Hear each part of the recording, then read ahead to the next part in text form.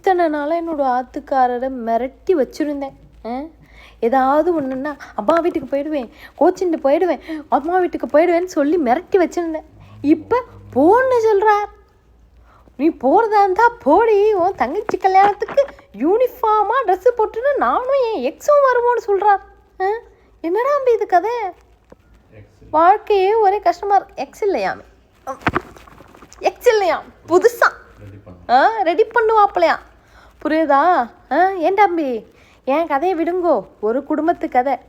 உங்கள் கட்சி தலைவர் என்னடாம்பி, ஒருவனுக்கு ஒருத்தி குறவனுக்கு குறத்தின்னு சட்டமெல்லாம் இருக்குது தமிழ்நாட்டில். இருந்தும் இவர் முதலமைச்சராகி கோட்டையில் போய் உட்கார்றாரோ இல்லையோ, ஜீ தமிழ் டிவியில் சொல்வதெல்லாம் உண்மையில் போய் உட்கார போகிறார். அது மட்டும் நன்னா தெரியுது.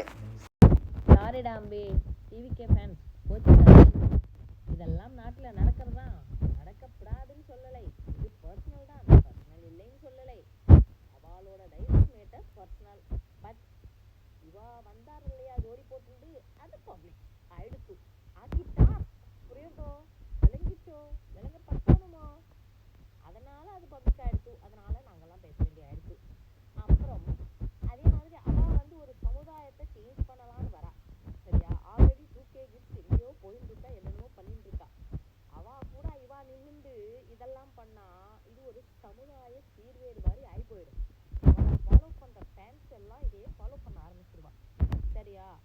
அது வேற ஒருத்தில்லை, ஃபேமிலி ஒருத்தில்லை, பையன் ஒருத்தில்லை, கட்சி ஒருத்தில்லை, கட்சிக்காக பாடுபடுற நீங்கள் ஒருத்தில்லை, எதுவும் ஒருத்தில்லை. புரியுதா? ஒருத்தத்தில் ஏன் வீடியோவும் ஒருத்தில்லைன்னு சொல்லிட்டு போங்க. நோக்கு